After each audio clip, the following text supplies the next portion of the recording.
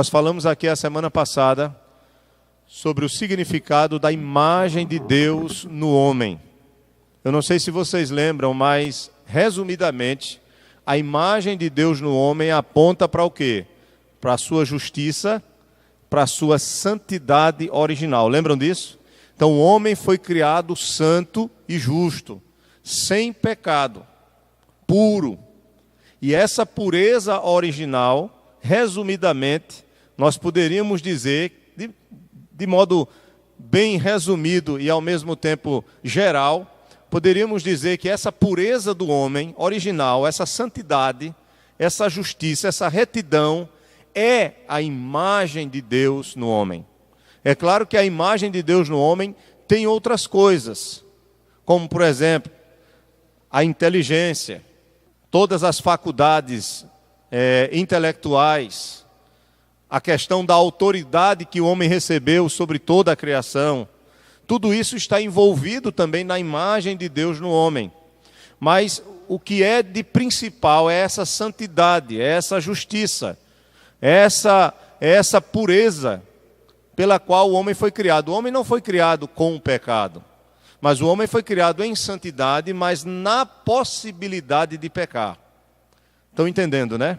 O homem foi criado santo, não é como por exemplo, um antigo teólogo que, na verdade, ele defendia a ideia de que o homem ele foi criado neutro, nem bom nem mal.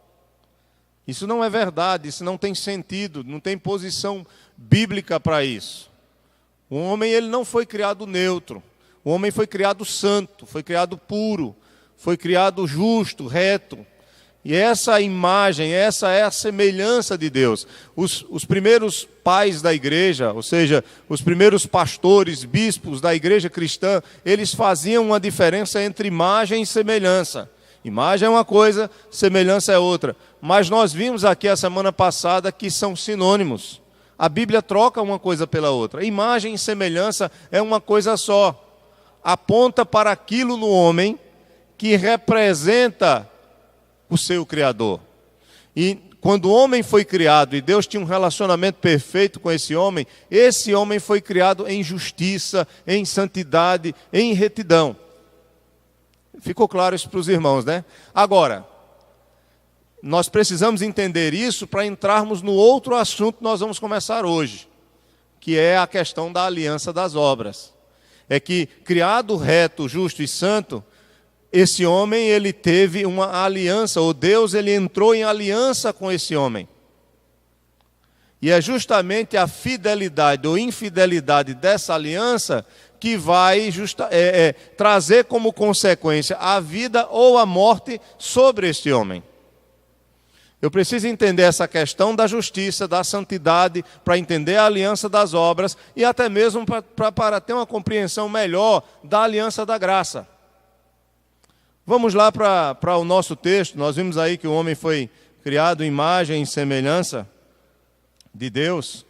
A condição do homem como imagem de Deus. Veja o que o autor diz, falando sobre esse assunto. Ele diz assim: o homem foi criado num estado de relativa perfeição, um estado de justiça e santidade. Essa é a imagem de Deus no homem.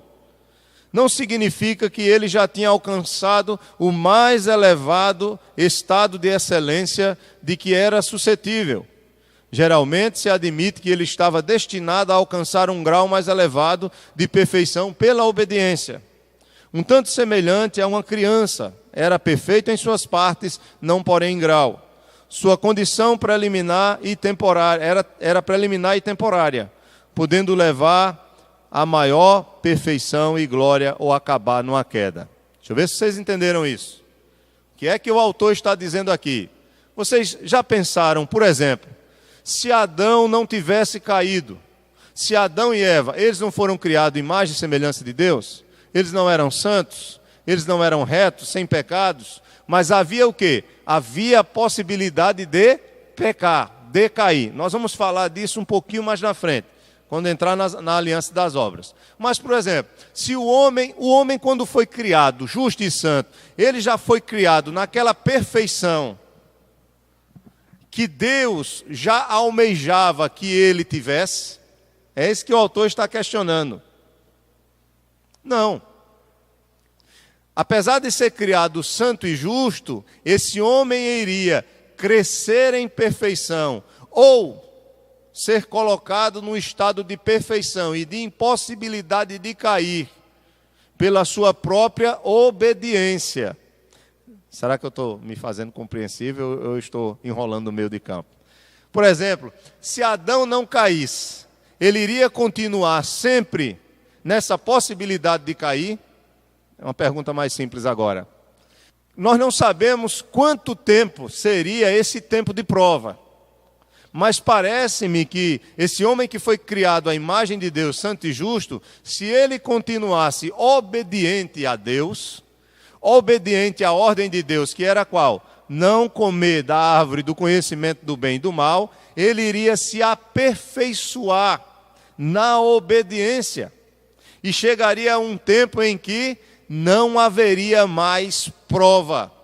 Ele seria colocado por Deus num estado de perfeição plena e estaria para sempre vivendo nesse estado. Vou dar um exemplo aqui para vocês. Lembrem dos anjos? Os anjos que não caíram, como Satanás e os seus, que caíram, eles podem cair novamente? Nós estudamos isso aqui. Não. Eles são chamados agora de santos anjos, de anjos eleitos. Esses anjos, eles não têm mais nenhuma possibilidade de caírem em pecado. Mas parece-me que houve um período, é claro, deve ter havido um período, a Bíblia não registra isso, mas houve um período para que houvesse a possibilidade da queda de Satanás e seus anjos, porque ele foi criado como um santo anjo. Mas houve um período em que esses anjos também foram provados à obediência a Deus, assim como Adão e Eva foram provados no paraíso. Então Adão e Eva foram criados santos e justos, mas ainda eram como que crianças. Precisariam aprender pela obediência, e quanto mais obedecessem a Deus e permanecessem firmes diante do Senhor, da ordem do Senhor, de não comer da árvore do conhecimento do bem e do mal, eles iriam passando pela prova, e no tempo, e aí só Deus sabe, no tempo que Deus realmente tivesse estabelecido, eles seriam colocados num grau de perfeição no qual não poderiam cair mais e não seriam mais provados. Não haveria mais possibilidade de queda. Isso é uma suposição, pensando-se na ideia da prova, na ideia de que eles eram santos, mas havia essa possibilidade de cair. Talvez vocês nunca pensaram sobre isso, né? Mas alguém já deve ter feito essa pergunta a vocês. Olha, e se Adão não tivesse pecado, como é que seria?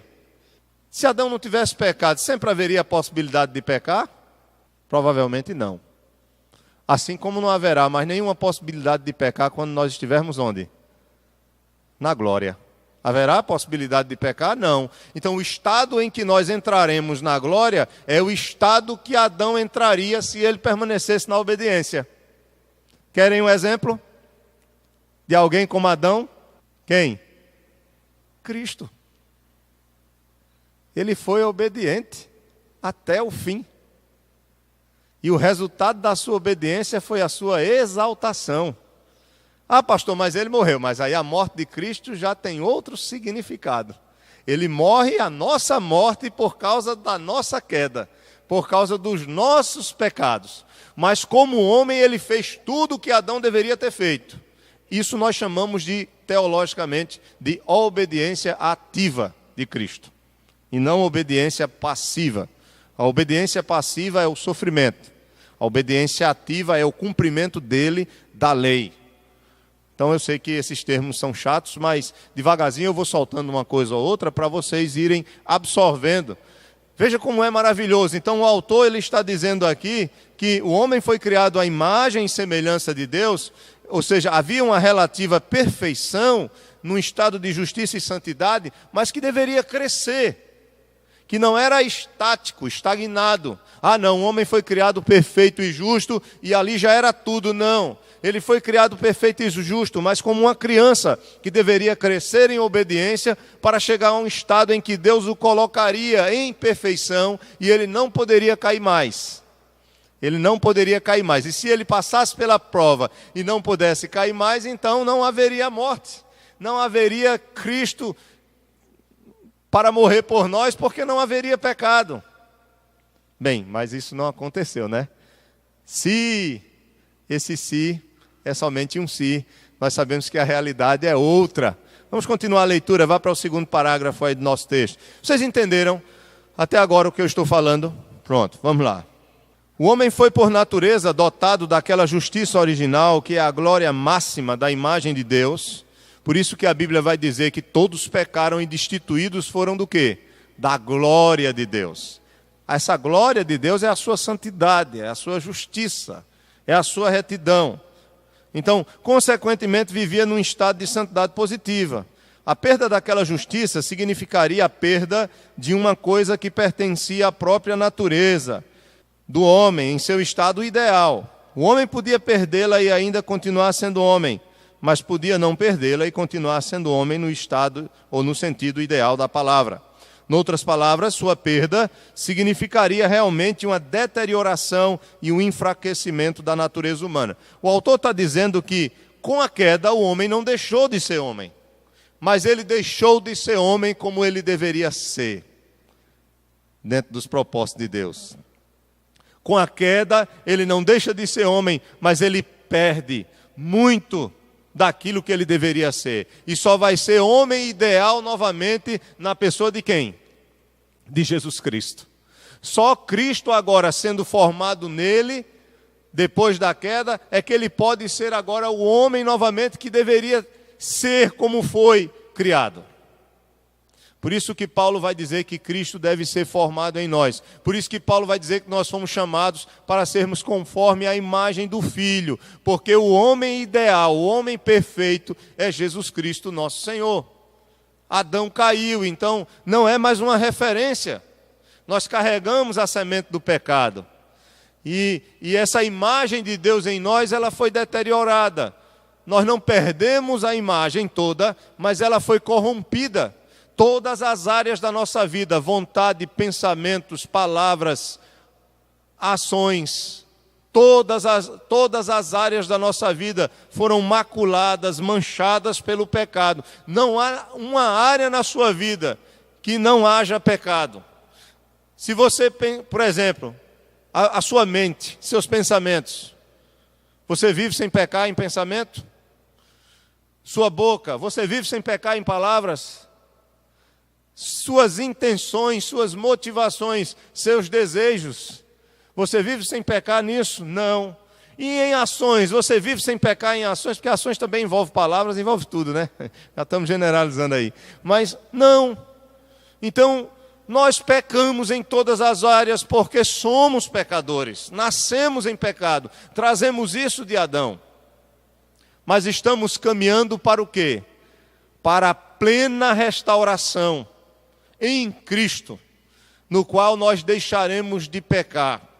A nossa alma será plenamente santificada, nosso corpo será ressuscitado e será igual ao do Senhor. E essa unidade homem que é feito de corpo e alma, será plenamente o homem que Deus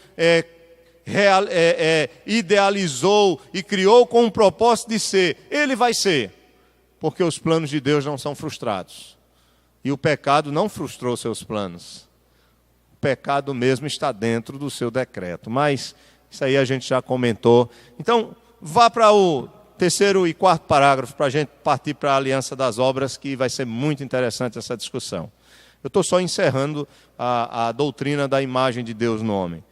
Além disso, o homem foi criado imortal. Isto se aplica não à alma somente, mas a toda a pessoa do homem. Estou no terceiro, tá? Terceiro parágrafo do primeiro ponto. E, portanto, não significa apenas que a alma estava destinada a ter existência permanente. Tampouco significa que o homem foi elevado acima da possibilidade de ser presa de morte. Isso só se pode afirmar sobre os anjos, e os santos que estão nos céus. O que ele está dizendo aqui é o seguinte: quando o homem foi criado, ele não foi criado acima da possibilidade de morrer, não. Ele foi criado com a possibilidade de morrer. E essa possibilidade dependia da sua fidelidade, da sua obediência à aliança com Deus. Ele diz: significa, porém, que o homem, como criado por Deus, não levava dentro de si as sementes da morte. Ou seja, ele foi criado com a possibilidade de morrer, mas ele foi criado sem as sementes da morte. Como é que a gente entende isso? Quando eu nasço sem as sementes da morte? Não. Quando você e eu nascemos, nós já nascemos com um destino certo. Qual é? A morte. É ou não é verdade? Agora, Adão, quando foi criado, ele foi criado já com as sementes da morte? Ele foi criado já já certo para morrer? Não. Ele foi criado sem as sementes da morte, mas ele foi criado com uma possibilidade de morte. Justamente. Ficou claro isso, a diferença? Nenhum de nós foi criado, nenhum de nós nascemos assim. Nenhum de nós dependemos mais da nossa obediência para a vida. Está ficando claro, né? Isolda ali está voando, viajando, né? Está indo longe, né? Mas veja, nenhum de nós nascemos como Adão. Nenhum de nós nascemos e Deus chegou e disse para você: Eva, está ali literalmente, né? Eva, está em tuas mãos, Eva, né?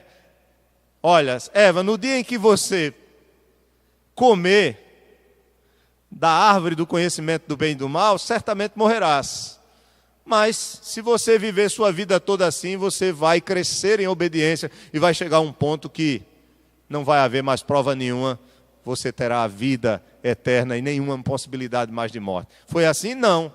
Eva já nasceu no pecado, porque ela herda da Eva original e de Adão as sementes do pecado, como Davi diz lá no Salmo 51, verso 5. Eu já nasci em pecado e em pecado me concebeu minha mãe. Então não há possibilidade, nós nascemos com essa semente do pecado em nós, embora quando olhamos para uma criança, né, para um bebezinho, nós vemos que essa criança ainda não tem possibilidades de cometer pecados como um adulto, porque ela ainda está num processo de desenvolvimento, mas a partir do momento, quanto mais essa criança se desenvolve, mais ela vai pecar. Quanto mais essa criança cresce, quanto mais ela entende das coisas, mais ela vai cometer pecados em pensamentos, em palavras, em ações. Mas Adão não, Eva não, eles não foram criados com essa semente de morte, nem com pecado, mas foram criados e entraram em uma aliança que Deus estabeleceu com eles, e a vida deles dependia dessa obediência. Eu já estou entrando na aliança das obras, né? Mas vai ficar mais fácil. Para que eles pudessem continuar vivendo e crescendo nessa perfeição pela qual Deus os tinha criado. Pois não, minha irmã? Correto. Está correto. Tudo está dentro do plano de Deus, até mesmo a queda. O fato da gente estudar aqui e dizer que se o homem fosse obediente, era assim que iria acontecer, provavelmente, é por causa da maneira como Deus o fez e de ter provado ele. Mas não aconteceu, né? E se não aconteceu, foi porque não estava dentro do plano de Deus, assim no sentido. É só para vocês entenderem que, por exemplo, Deus deu uma ordem, e aquela ordem era certa, era verdadeira. Deus sabia que o homem não iria obedecer. E isso, ele sabia que criando o homem, com essa disposição de obedecer e continuar obediente, chegaria um momento que esse homem iria cair. Ele sabia disso, ele sabia também e permitiu também que na prova parte de anjos caíssem. Ele sabia que esse homem seria tentado por um desses anjos caídos, pelo príncipe desses anjos. Sabia que o homem ia cair e já tinha também determinado a salvação desse homem também. Porque o que esse homem não cumpriu, outro homem teria que cumprir. É aí onde está a questão. Mas veja, o que Deus estabeleceu teve que acontecer. Vocês estão entendendo? O que Adão não fez, o segundo Adão teve que fazer. É aí onde vocês vão entender o porquê de Satanás tentar tanto Jesus. Porque ele sabia que se Jesus caísse, Jesus fez o que Adão não fez. E sofreu o que Adão merecia sofrer pelo que fez. Então, a obra de Cristo, ela envolve, ela é dupla, se eu pudesse dizer isso. Ela é ativa por obedecer à obediência que Adão não teve, e é passiva por sofrer a morte em todos os seus aspectos que Adão não sofreu. Não sofreu por causa dele, porque Adão morre na fé, no descendente que viria. Irmão Roberto. A possibilidade de ir, irmão Roberto? Pergunta boa. Olhe, a pergunta do irmão Roberto, vocês ouviram aí? Não, né? Essa pergunta é difícil, né? Mas é bom. Ele perguntou se eu acredito numa possibilidade real de uma queda de Jesus Cristo. Se Jesus Cristo poderia cair. Há um grupo realmente que defende isso. Se ele tinha que ser obediente até a morte, então há sim uma possibilidade dele, ou havia uma possibilidade dele cair como homem. Há outros, e eu me sinto mais inclinado à defesa desses outros, que dizem o seguinte, que não havia possibilidade de Jesus cair pelo fato de que, apesar... Obrigado, viu? Hoje eu não trouxe, estou com dinheiro no bolso. Mas eu sou daquela... eu sigo mais a defesa teológica de que Jesus Cristo não podia cair pelo fato de que a sua natureza humana estava completamente submissa à sua divindade. Aí, inclusive na minha ordenação, no concílio, né, foi feita essa pergunta. Ó. E a maioria, se não todos os pastores que me fizeram essa pergunta, eles acreditavam que Jesus podia cair. E eu disse, não, eu não acredito que Jesus podia cair pelo fato de que, primeiro, a sua natureza humana estava totalmente submissa à divina, e ele teria que cumprir o que ele veio cumprir, nada mais nada poderia lhe tirar dessa missão e desse foco, e era impossível ele pecar por causa dessa submissão total à divindade, porque ele é homem, ele é plenamente homem, ele tinha que ser homem, mas também ele é Deus. Mas é difícil, irmão Roberto, eu não vou dizer que eu... a gente compartilha da mesma ideia, mas aí eu também não posso dizer que os que pensam diferente, né? Justamente. Ele diz, eu vim, né, dar a vida pelas minhas ovelhas, as ovelhas que o Pai me deu, ninguém tira das minhas mãos, então tudo estava muito... E outra coisa, quando ele foi... É interessante, eu me lembrei do anjo Gabriel, quando anunciou o nascimento dele, ele disse, o ente santo que há de nascer. Ele é santo e vai ser santo. Agora você imagine Jesus, interessante, eu vou falar hoje à noite sobre isso, sobre Isaías 53, tá? Sobre o sofrimento do servo. E eu estava estudando essa semana e Deus falando ao meu coração, porque é um texto muito forte. Quando você começa a estudar Isaías, a partir dos 52 e os 53, é um texto muito forte e você fica realmente impactado com o que Cristo realmente fez. E para vocês terem ideia, a obra de Cristo ela é tão profunda e ela é tão complexa que é necessário todos aqueles sacrifícios do Antigo Testamento, e nem todos aqueles sacrifícios do Antigo Testamento conseguem descrever o que ele fez por nós. O que ele fez por nós. Então, realmente é algo tremendo, é algo maravilhoso você poder observar a obra do Senhor, a obra de Cristo. Oi? Pois não? Havia um plano estabelecido e ele... Isso, vocês vão ver isso claramente na Aliança das Obras. A pergunta do irmão Roberto foi muito interessante, porque vai nos levar a entender que o plano de Deus, ele não poderia ser frustrado. E que a queda de Adão e Eva não frustraram o plano de Deus. o que ele já tinha determinado no fim, a sua própria glória e a salvação do seu povo, vai acontecer. Vai acontecer. É impossível que Deus minta, né? Correto. Já estava tudo determinado. Mas vamos lá, vamos para o último parágrafo para a gente entrar na Aliança das Obras. Irmão Ramiro? Tem um grupo de pensadores, tem um grupo de teólogos que defendem quando vão estudar sobre a natureza de Cristo e a sua humanidade, aí eles entram nessa discussão de que há uma possibilidade para Cristo cair. Aí vão dizer, não, e ele não foi tentado? Veja, ele foi tentado, mas porque Satanás ele é limitado. E Satanás estava vendo ali o homem Jesus. Ele achava que iria conseguir alguma coisa, tanto que as tentações que Satanás lançou sobre Cristo foram as mais profundas que alguém pode ter. Interessante que Hebreus vai dizer, em tudo ele foi tentado. Veja, em tudo. Como é que um homem foi tentado em tudo? Será que nós fomos já tentados em tudo?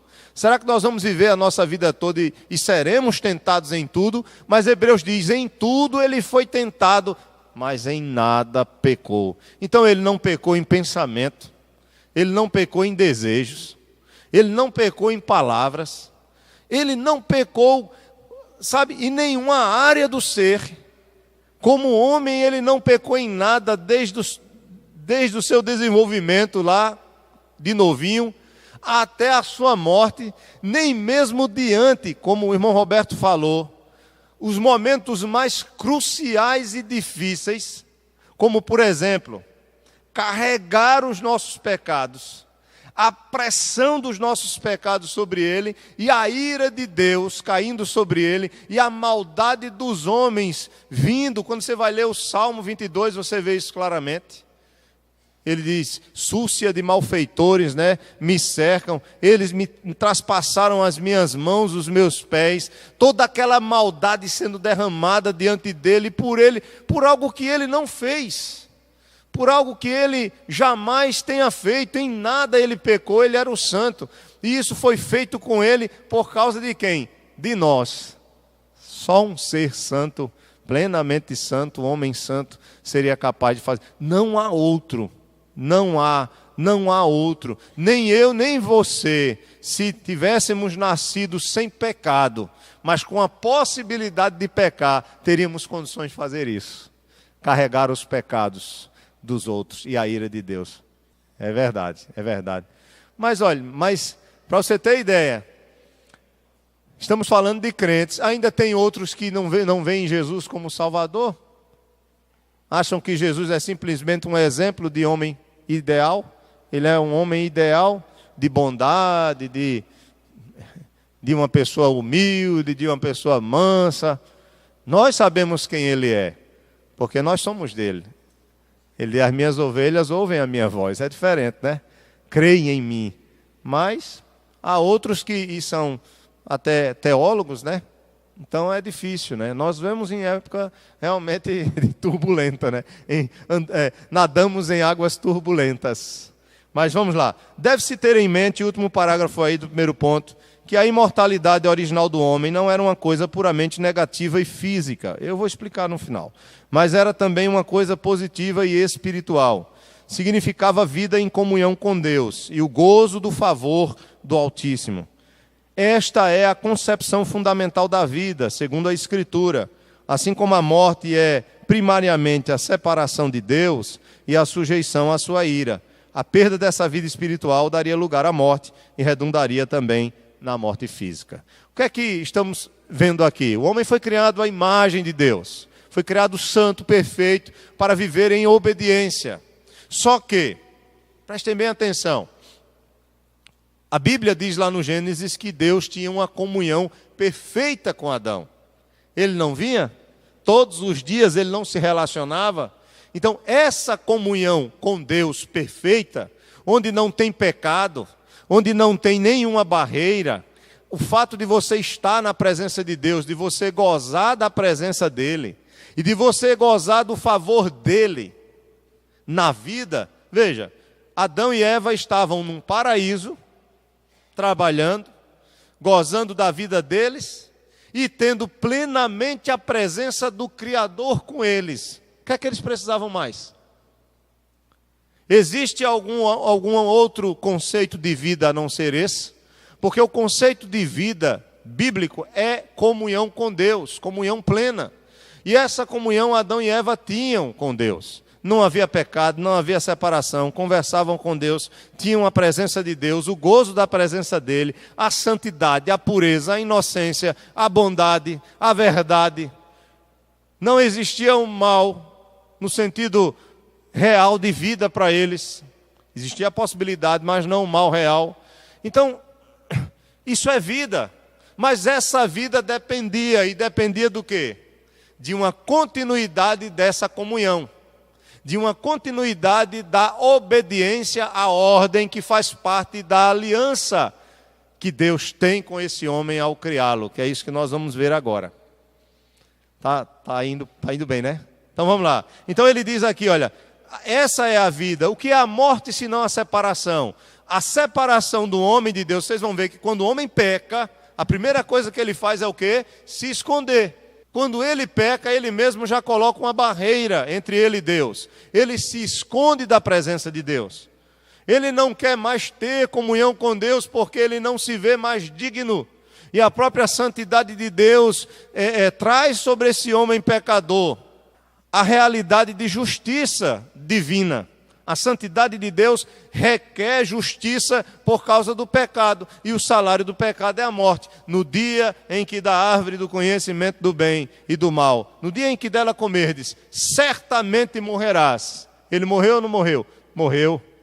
Morreu primeiro espiritualmente, e depois Deus diz, do pó foste tornado, e ao pó, do pó foste feito, e ao pó tornarás. Né? Do pó foste feito, e ao pó tornarás. Gênesis 3,19 fala sobre isso. Então, irmãos, o que o autor diz aqui é que a perda dessa vida espiritual, dessa comunhão com Deus, dá lugar à morte espiritual, a separação de Deus. E essa separação de Deus traz também a morte física como realidade, o voltar ao pó. Isso não estava dentro da vida de Adão como uma consequência natural. A morte ela só entrou no mundo por causa da desobediência. Aí eu chamo vocês, deixo marcado aí em Gênesis, capítulo 2, e dê um pulinho em Romanos, capítulo 5. Romanos, capítulo 5, verso 12. Nesse texto, Paulo vai fazer um paralelo entre Adão e Cristo. Vai falar sobre a desobediência de Adão e a consequência dela, e por outro lado, a obediência de Cristo e a consequência dessa obediência. Então, quando você vai aqui para o verso 12 de Romanos 5, o texto diz, portanto, assim como por um só homem entrou o pecado no mundo, e pelo pecado o quê? A morte, assim também a morte passou a todos os homens, porque todos pecaram. Aí é onde está. Como todos pecaram? Quem pecou não foi ele? Mas Paulo diz que por causa dele também todos pecaram. É por isso que eu preciso entender a questão da aliança. A morte passou a todos. A morte poderia ter passado só a ele, né? Ter passado só a ele, a Eva, foram eles que pecaram, eles que têm que morrer e acabou. Mas não é isso que a palavra diz. A palavra diz, a morte passou a todos, porque todos pecaram. Que todos? Todos os que estavam em Adão ali, sendo representados por ele. Toda a sua descendência. Se ele obedecesse, permanecesse firme, a vida passaria a toda a sua descendência. Ele seria como Cristo. Mas como não foi, então ele caiu, aí alguém teve que vir, assumir o lugar dele, fazer o que ele não fez, e além disso, sofrer pelo que ele fez, para que pelo que esse segundo Adão que vem, faz tudo por completo, obedece e sofre, agora tenhamos por meio dele da fé a vida. É tremendo, né? Quando a gente vai conhecer o Evangelho, aí meu Deus, quantas pessoas estão cegas aí nas igrejas, dando só glória a Deus e aleluia, sem saber nada do Evangelho. Meu Deus, isso corta o coração. Sem entender o significado da obra de Cristo. Como é maravilhosa essa obra, aí as pessoas estão Meu Deus, assim, nada contra a glória a Deus e aleluia, que eu também dou, viu, irmãos? E é bíblico, viu? Da glória a Deus, da aleluia. Mas estou só dizendo que se ficar só nisso e não conhecer a palavra, nós vamos ficar apenas nisso mesmo e nada mais. Você não vai se alimentar da palavra que é vida. Precisamos dessa palavra. Então eu começo a entender, Paulo vai dizer, olha, Adão, ele peca e por causa do pecado dele entra a morte. Mas a morte não só entra para ele, entra para todos. E por que entra para todos? Porque todos pecaram. Mas eu não estava lá, pastor, não fui eu que pequei, foi ele. Estava sim, você estava nele, sendo representado por ele.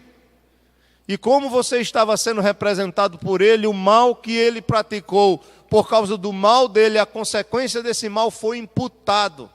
Foi colocado legalmente sobre toda a sua descendência, como castigo justo do erro dele, do pecado dele. Mas e se ele tivesse obedecido? Seria imputado a justiça, a vida sobre toda a sua descendência.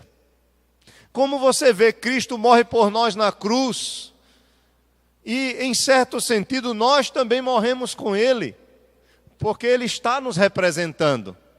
E aí a justiça dele é jogada sobre mim, é imputada, é colocada sobre mim, de forma legal, pelo que ele fez, a partir do momento que eu creio na obra dele. Irmão Roberto? Verdade. Esse é um dos problemas. As pessoas acham que pecar é somente o fazer, né? Só o fazer.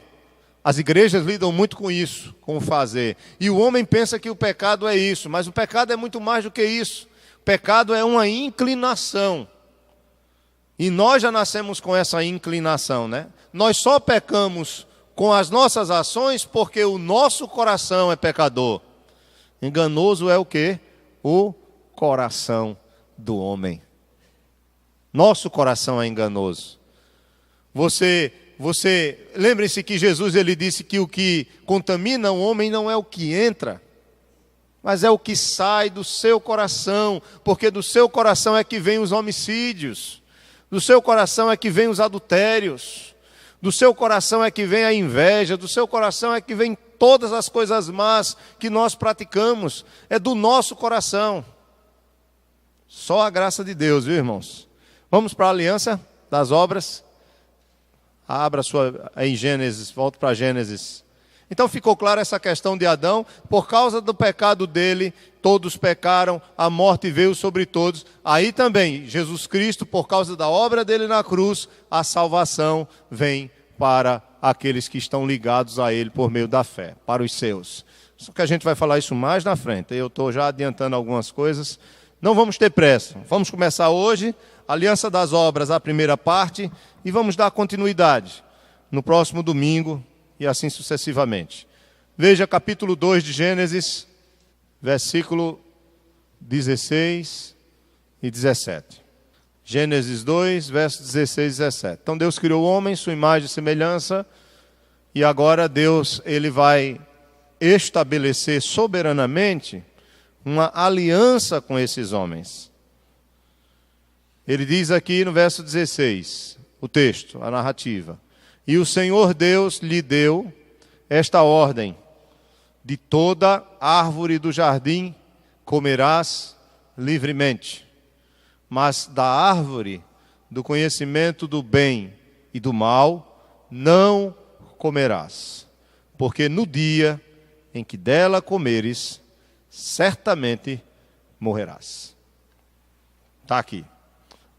Vamos entender o que é a aliança das obras por esses versos. Veja aí, no seu texto, o homem na aliança das obras, primeira parte. Aí eu vou explicar a vocês.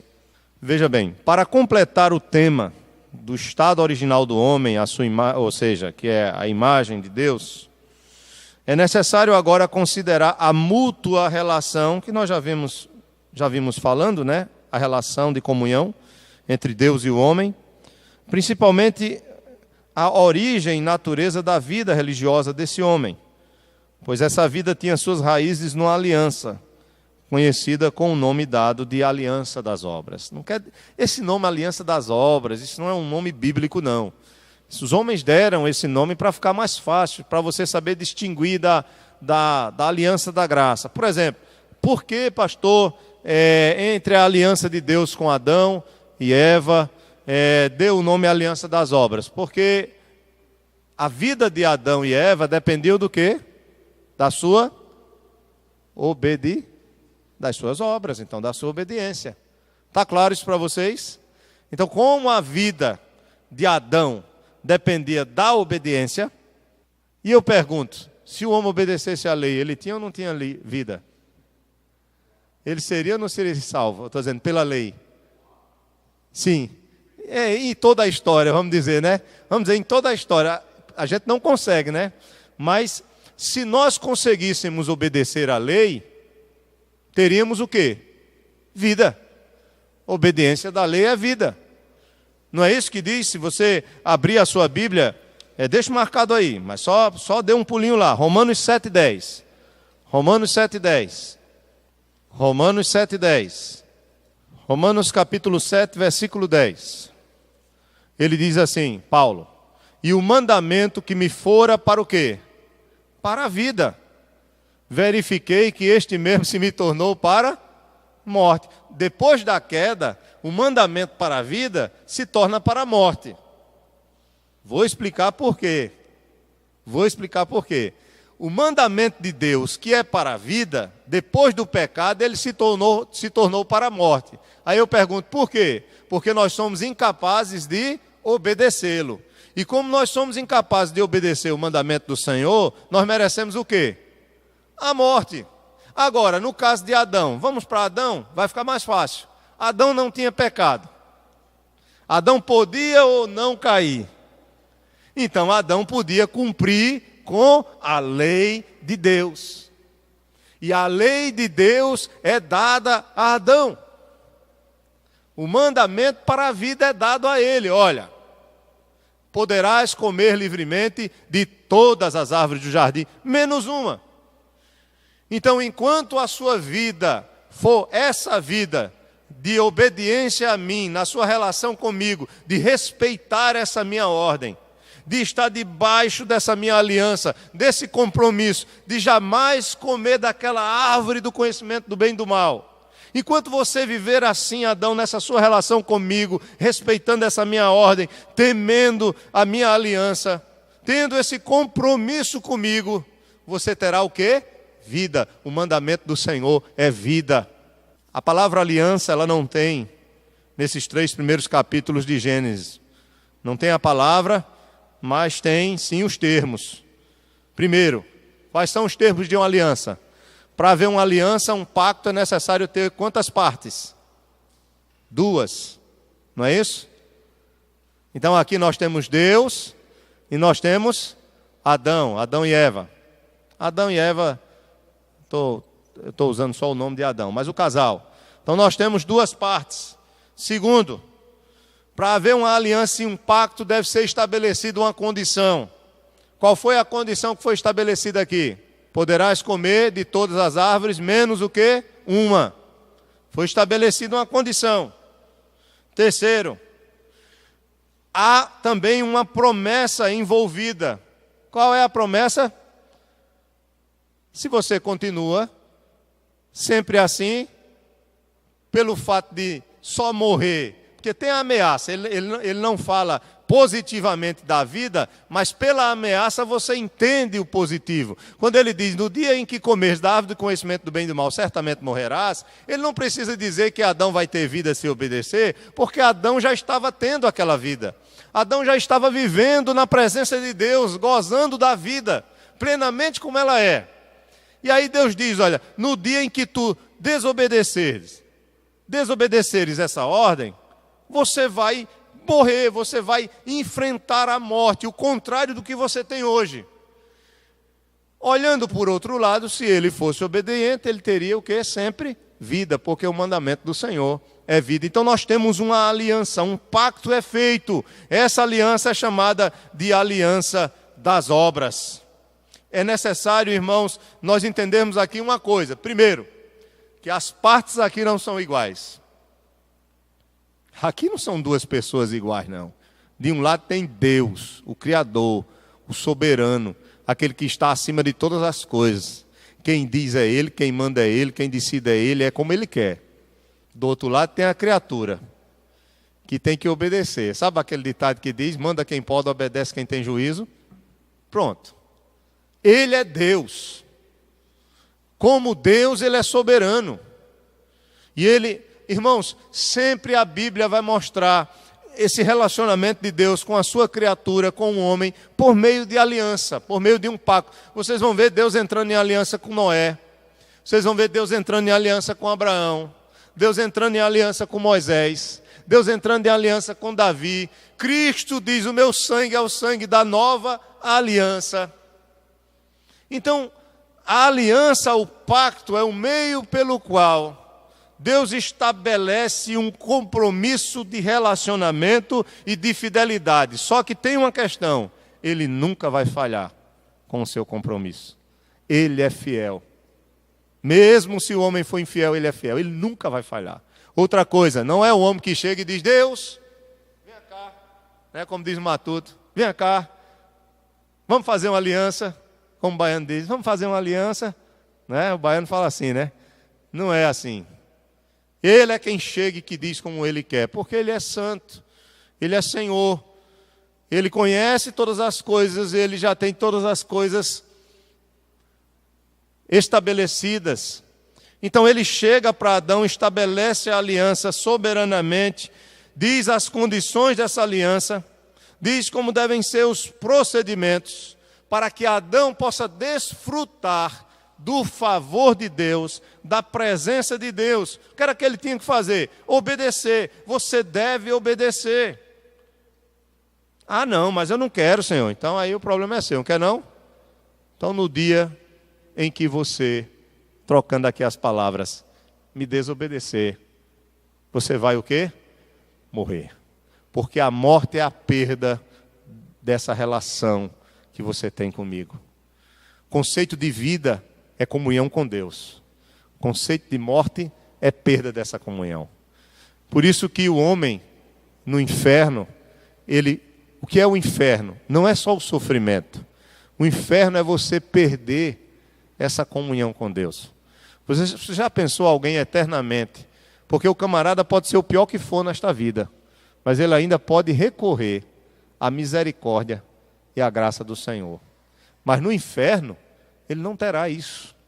Ele será banido e jamais ele terá essa oportunidade de ter a misericórdia de Deus estendida para ele, a presença de Deus vinda ao seu favor.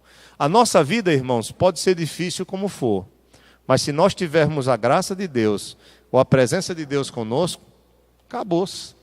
A gente passa, nós nos sentiremos seguros, o Senhor estará ali do nosso lado. Mas, e quem não tem isso? Então ele diz a Adão, Adão, se você me desobedecer, você vai perder isso que você tem. E isso é perdido. Quando ele peca, Deus vem e diz, Adão, onde estás? É uma pergunta retórica. Deus sabia onde ele estava, mas é para que ele possa refletir o porquê dele estar se escondendo. Onde estás, Adão? É como se ele dissesse, por que estás se escondendo? Não é?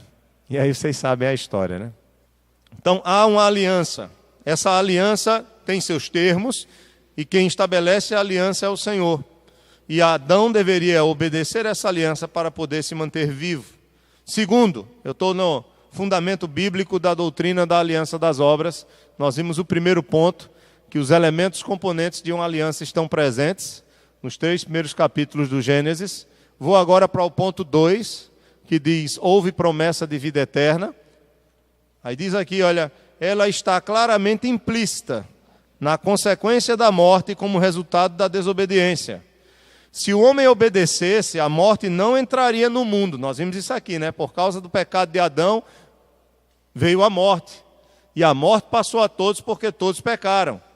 Mas se Adão não pecasse, ele continuaria a viver.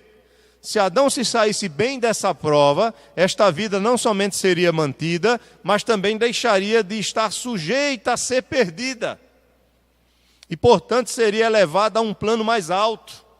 Então, se Adão continuasse firme, não sei quando, O propósito aqui é de que essa vida ela não dependeria mais da obra de Adão, mas ela seria gratuitamente, eu posso dizer, estabelecida por Deus como uma vida eterna, né? Essa vida ela deixaria de estar sujeita a ser perdida. Aquela árvore do conhecimento do bem e do mal não teria mais sentido algum, não seria mais nenhuma prova, não havia mais nenhuma possibilidade de Adão e Eva caírem. Provavelmente seria isso. Repito, como aconteceu com os anjos que não caíram. Os anjos que não caíram, eles receberam o dom da perseverança e jamais poderão cair novamente. E os que caíram, jamais poderão arrepender-se e voltarem. Mas vamos lá. Terceiro, ficou claro isso, irmãos? A aliança da graça é o cumprimento do acordo original, e isso foi feito por Cristo como nosso fiador. Isso aqui é maravilhoso, isso aqui é interessante demais. Cristo se encarregou espontaneamente de cumprir a vontade de Deus.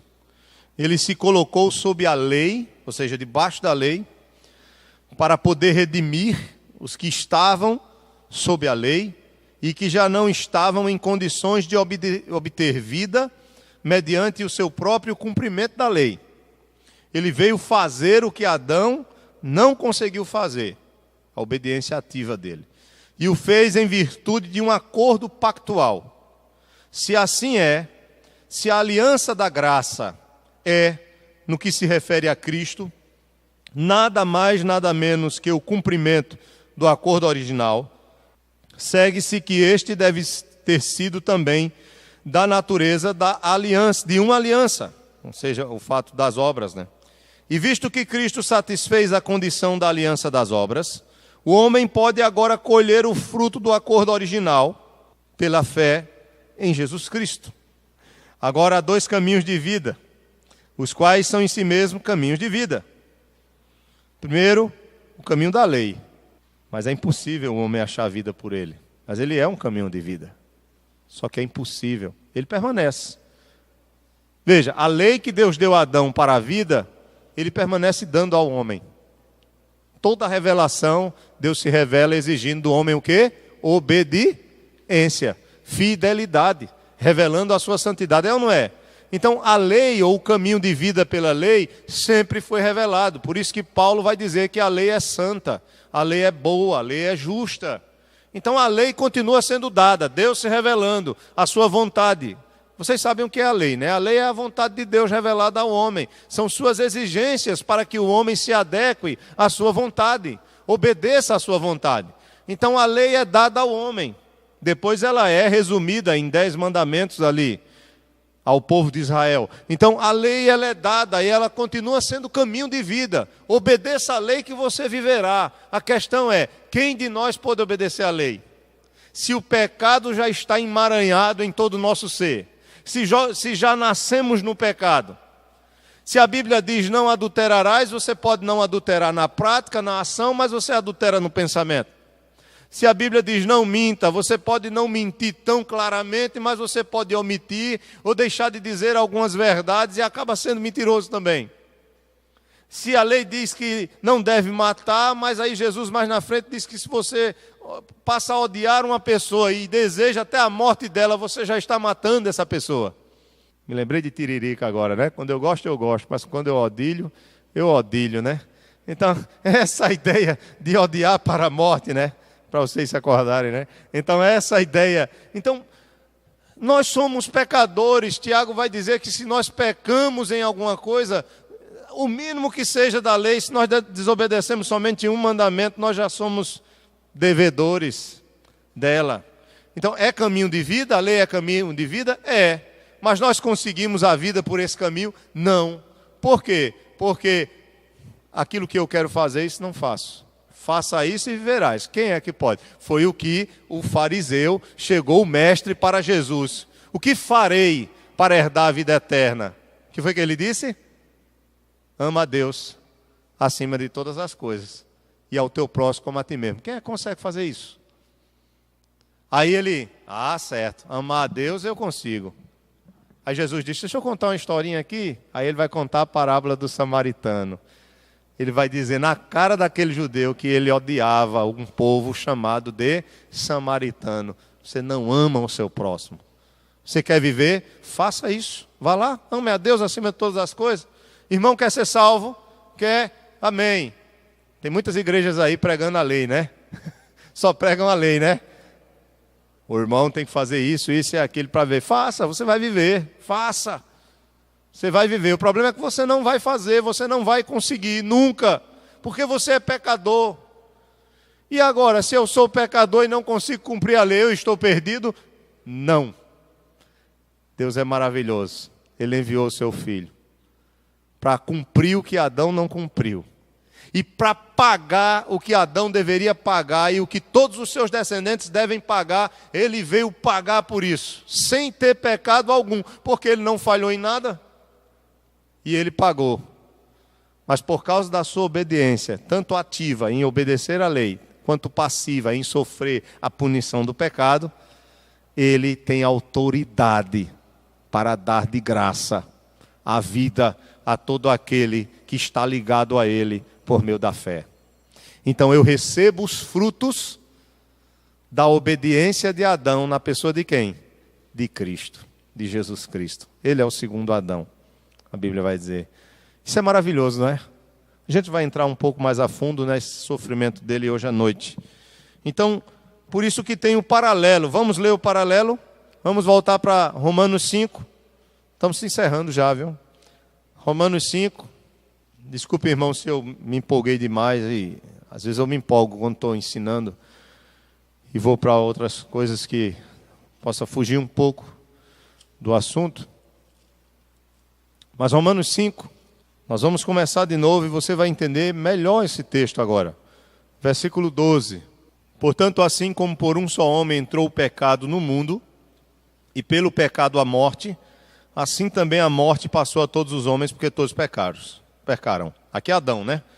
Porque até o regime da lei, ou seja, de Adão, até Moisés, ele está dizendo, até o regime da lei, havia pecado no mundo. Ele está dizendo, olha, o certo é que havia pecado, mas o pecado não é levado em conta quando não há lei. Ele está dizendo, mas não havia lei. Entre Adão e Moisés ainda a lei, ele está dizendo a lei no sentido dos 10 mandamentos. Não tinha sido dada, mas já havia pecado. Aí ele vai explicar aqui, verso 14. Entretanto, reinou a morte desde quem?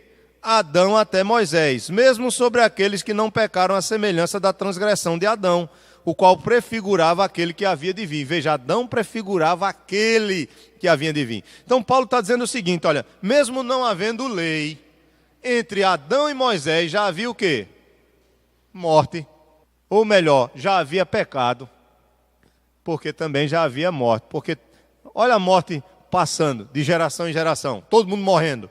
De Adão até Moisés, não precisou de uma lei declarada, clara, como houve para Israel em Moisés, para que a morte reinasse, não, a morte reinava. Por isso, o que ele está dizendo aqui, olha, é a prova de que todos pecaram em Adão. De que o pecado de Adão, de que a consequência do pecado de Adão, não somente o pecado, mas a consequência, a morte, foi imputada sobre todos os seus descendentes. Aí ele continue comigo, verso 15. Todavia, como ele disse que Adão prefigurava aquele que havia de vir, ele vai falar dele agora. Todavia, não é assim um dom gratuito como a ofensa. Veja que é dom, né? Não é assim um dom gratuito como a ofensa, porque se pela ofensa de um só morreram muitos, muito mais a graça de Deus e o dom pela graça de um só homem, Jesus Cristo, foram abundantes sobre muitos. O dom, entretanto, não é como no caso em que somente um pecou. Porque o julgamento, ou seja, o juízo de Deus, derivou de uma só ofensa para a condenação, mas a graça de Deus, que vem por meio de Jesus Cristo, transcorre de muitas ofensas, do pecado de todos que serão colocados sobre ele, para a justificação. Se pela ofensa de um, que é Adão, e por meio de um só, reinou a morte, muito mais os que recebem a abundância da graça e o dom da justiça reinarão em vida por meio de um só, a saber, Jesus Cristo. Pois assim como por uma só ofensa veio o juízo sobre todos os homens para a condenação, assim também por um só ato de justiça, que foi o sacrifício de Jesus, veio a graça sobre todos os homens para a justificação que dá vida. Porque como pela desobediência de um só homem, muitos se tornaram pecadores, assim também por meio da obediência de um só, muitos se tornarão justos. Sobreveio a lei para que avultasse a ofensa, mas onde abundou o pecado... Veja, sobreveio a lei para que avultasse a ofensa, para que ficasse claro, para que ficasse revelado o pecado, para que ninguém duvidasse de que estava vivendo de forma contrária à vontade de Deus. Sobreveio a lei para que avultasse a ofensa, mas onde abundou o pecado, superabundou a graça, a fim de que, como o pecado reinou pela morte, assim também reinasse a graça pela justiça para a vida eterna, mediante Jesus Cristo, nosso Senhor. Amém? Então eu encerro com Oséias, capítulo 6, versículo 7, para encerrar essa questão do fundamento da doutrina da aliança das obras. Então nós vimos aqui, os elementos componentes de uma aliança estão presentes nos 3 primeiros capítulos de Gênesis. Vimos que houve promessa de vida eterna, pelo fato de que se ele desobedecesse viria a morte. Vimos que a aliança da graça é o cumprimento do acordo original, e isso foi feito por Cristo como nosso fiador. O Cristo obedeceu a lei por nós. Não somente obedeceu a lei, mas sofreu a consequência da desobediência da lei. Quarto, nós vimos o paralelo entre Adão e Cristo. Então, Cristo ele é o segundo Adão. Adão prefigurava ele. O que Adão não fez, ele fez. E quinto, a passagem de Oséias, capítulo 6, versículo 7. Oséias é o primeiro dos profetas menores, depois de Daniel. Oséias, capítulo 6, versículo 9. Perdão, Oséias 6, 7. Oséias, capítulo 6, verso 7. Mas eles transgrediram a aliança. Como quem? Como Adão. Eles se portaram aleivosamente contra mim. Então, nesse texto de Oséias, fica claro que havia uma aliança entre Deus e Adão. E os termos da aliança são claros. Havia uma condição estabelecida, uma ordem dada para ser cumprida. Havia uma promessa de recompensa pela obediência e uma ameaça de uma penalidade pela transgressão. Alguma dúvida? Querem fazer algo? Diga, minha irmã. Pois não? Fique à vontade. Se ele tivesse obedecido, se ele não tivesse caído, por exemplo? Correto. Boa a sua pergunta, viu? Bem interessante. Pelo que eu estou entendendo, a senhora está perguntando o seguinte: Adão permanecesse obediente, tivesse filhos ainda obedientes, porque quando ele teve filho, ele já tinha caído, né? Tivesse filhos obedientes e caísse depois de ter esses filhos, não é isso? Sei.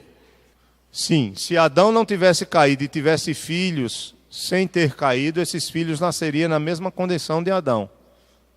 E estariam debaixo da mesma aliança. Continuaria na mesma aliança. Qualquer um deles se caíssem, qualquer um. A partir do momento que nascesse filhos, os filhos estariam dentro dessa mesma aliança. Fariam parte da mesma aliança. Seria a responsabilidade de Adão, como sacerdote da sua casa, passar para os seus filhos o conhecimento da aliança, até porque a relação com Deus também seria a mesma, tanto para com Adão como para com seus filhos, de estarem vivendo a vida de plena comunhão com Deus, no paraíso. Não teriam sido expulsos do paraíso. Mas de aí com a queda, sim. Mesma coisa. Oi? Sim, verdade. As consequências do erro de Davi, por causa do seu compromisso, da sua aliança com Deus. Sim, sim. Irmão Roberto? Eu acredito que... Ainda bem que eu tomei de pirona, viu? Eu saí de casa que eu já amanheci com dor de cabeça. A pergunta boa do irmão Roberto: se Adão estava predestinado a cair. Eu acredito que a queda estava dentro do decreto de Deus. Eu acredito sim. Acredito que o decreto da permissão da queda, mas isso é muito complicado. Eu tenho dificuldades também com isso. Não tenho respostas para vocês, assim, né? É uma área muito difícil. Mas eu acredito que Deus, Ele, na sua soberania, Ele decretou permitir a entrada da queda. Não foi nenhuma surpresa, né? Na verdade, o que estava acontecendo era o cumprimento daquilo que Ele já tinha decretado. Agora, de alguma forma, quem peca é Adão, nunca é Deus, né? Quem cai é o homem, não é Deus. Ele permite, mas quem desobedece... Mas é complexo isso, né? Mas que bom, né? Paulo diz, quem me livrará do corpo desta morte? Graças a Deus, por Jesus Cristo, o nosso Senhor, né? Graças a Deus por isso. Deus nos abençoe. Diga, minha irmã. Pois não, querida. Qual árvore? A árvore da vida? Provavelmente sim. Ela perguntou se a árvore da vida significava Cristo. Significava essa vida plena com Deus, de vida eterna. E Cristo é essa vida. Em Apocalipse vai mostrar, né, essa relação. Em certo sentido aponta para a vida que nós temos eterna por meio de Cristo, né?